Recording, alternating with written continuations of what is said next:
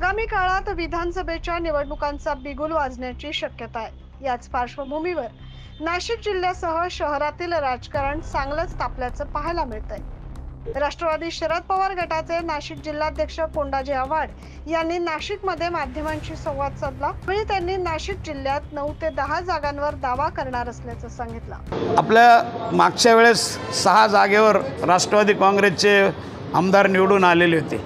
त्या 6 जागा तर आमच्या हक्काच्या आहे। याच्या व्यतिरिक्त आम्ही 3 ते 4 जागेवर या ठिकाणी जिल्ह्यामध्ये आम्ही दावा करणार आहोत।